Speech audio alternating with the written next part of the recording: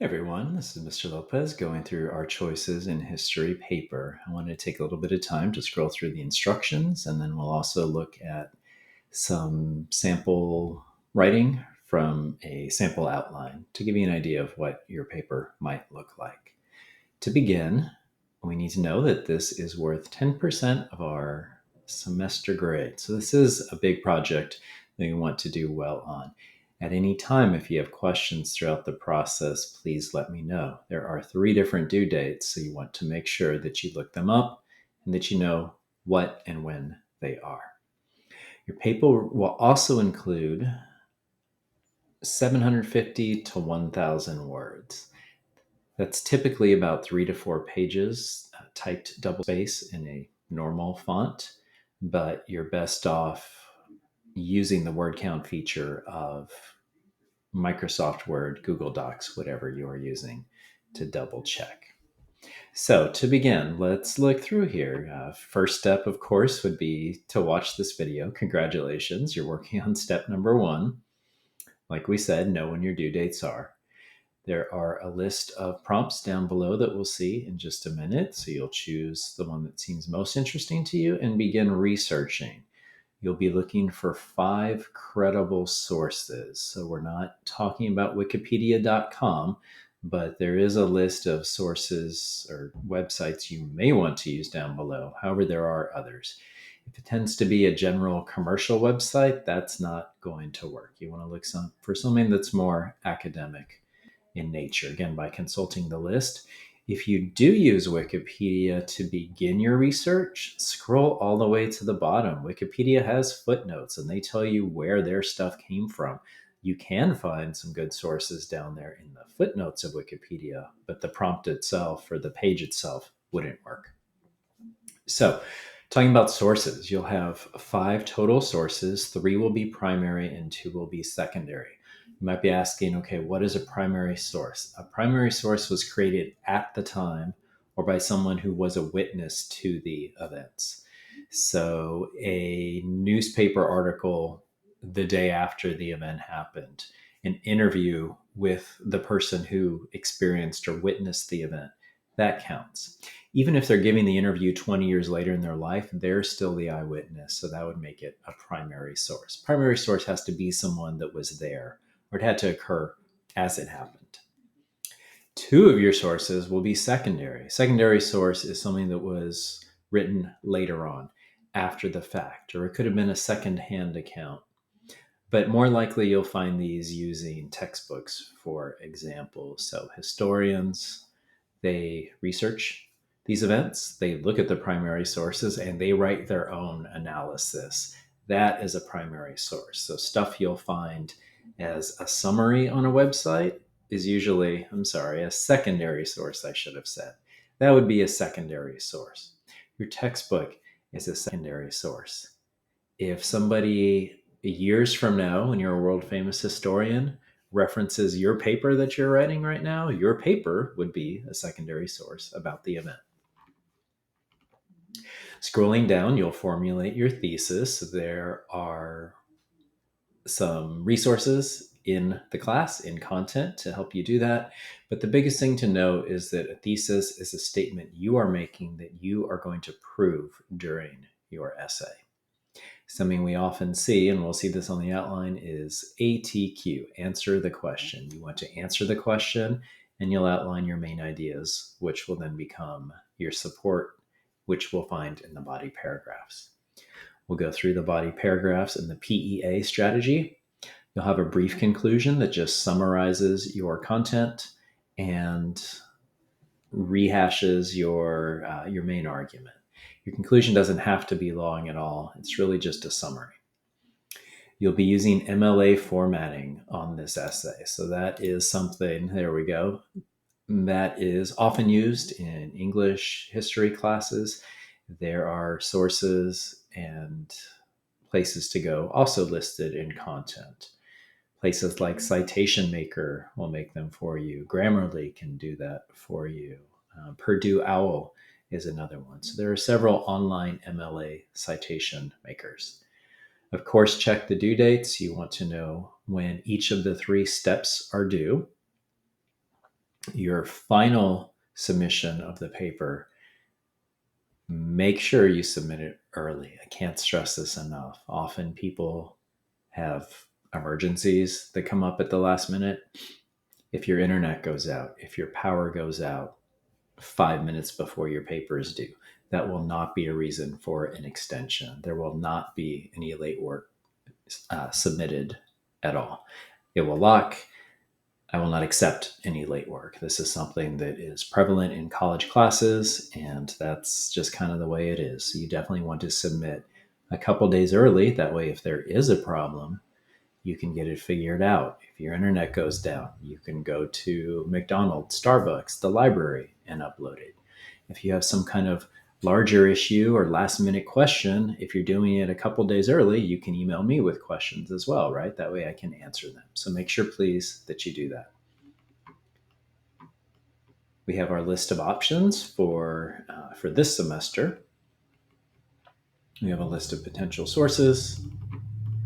And if you scroll down just a tiny bit more, a rubric that you'll need to be familiar with. I'll be looking at the thesis, how well you use your evidence, that you have 3 primary sources, 2 secondary sources, that you're analyzing, and this is important, various perspectives and the consequence of the decisions made.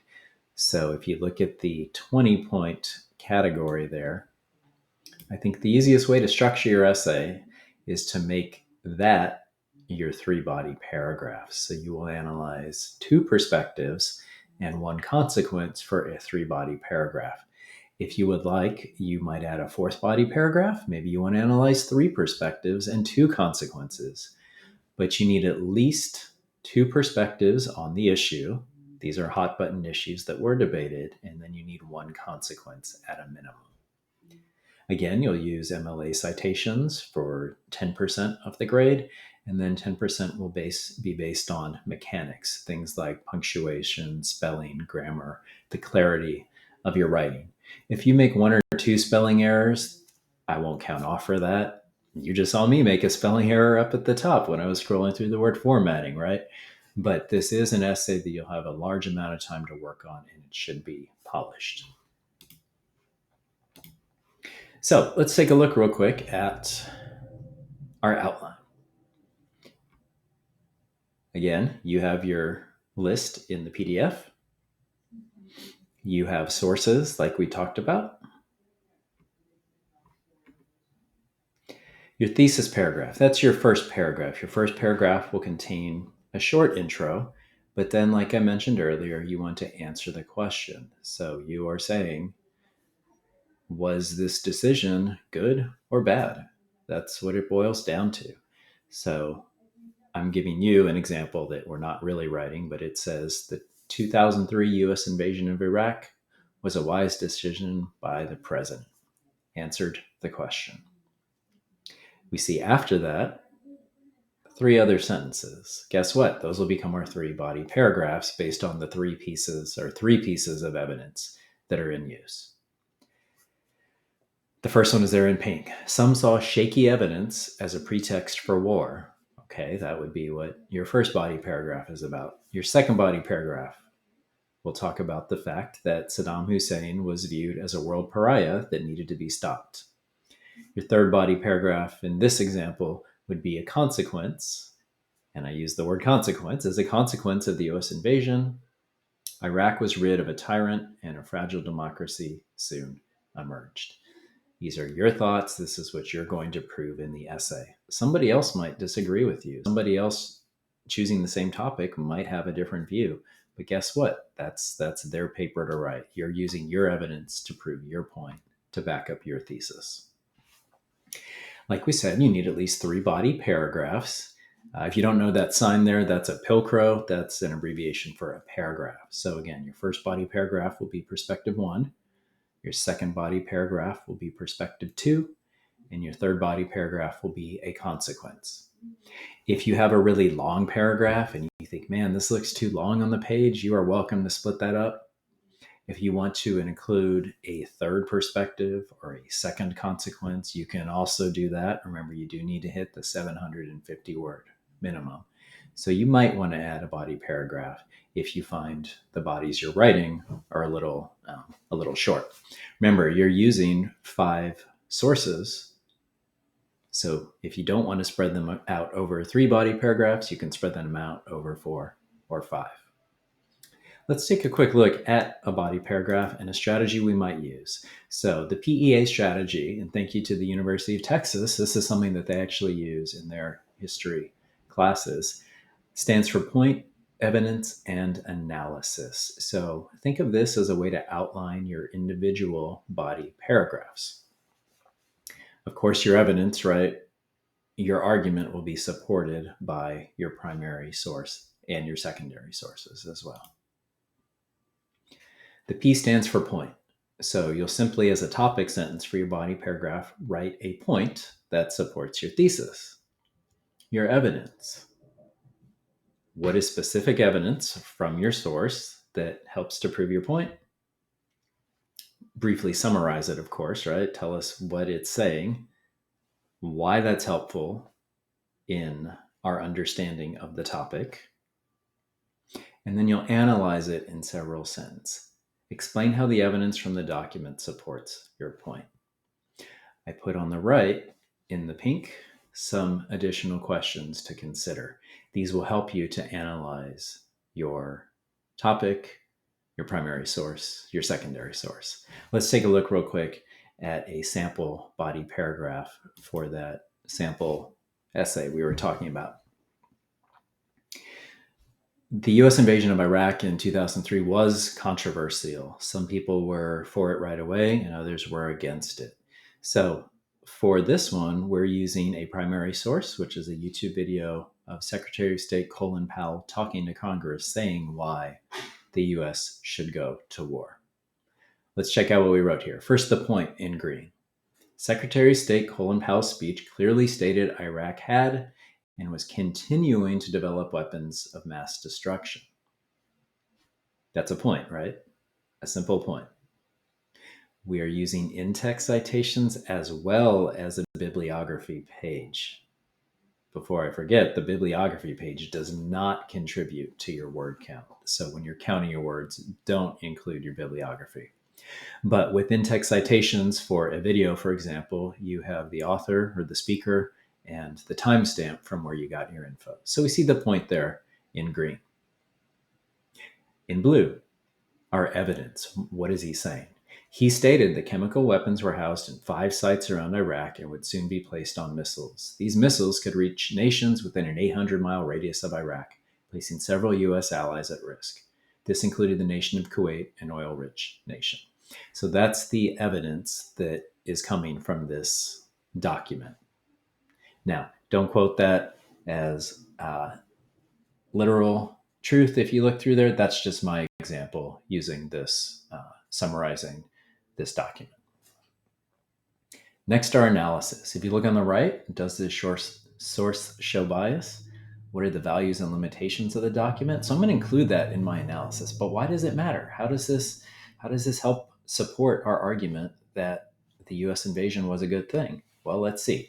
Had Iraq used them on Kuwait, they could have easily invaded their neighbor, repeating events from a decade earlier. This potential invasion would have undone the liberation that the U.S. had fought for in the first Gulf War.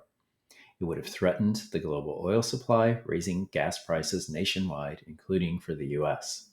Critics pointed out, however, that Powell's words may have only reflected an economic motivation for invasion based on oil prices, right? So what was there in pink, right? It's why it mattered. What's going to come out of it? So that's kind of our outline for a body paragraph. If you're worried about the word count, guess what? I checked it out. That's 144 words right there. So you're well on your way if you can write something like this. And of course, you'll probably add a little intro sentence to your body paragraph, add a little bit more. But I wanted you to see this example to know that this is definitely doable. Now, as I mentioned before, this is where 10% of our essay, our essay is worth 10% of your semester grade. So whatever questions you have, please, please, please reach out to me so that I can get them answered for you. We're breaking this up into 3 steps so that you'll be successful. Thank you.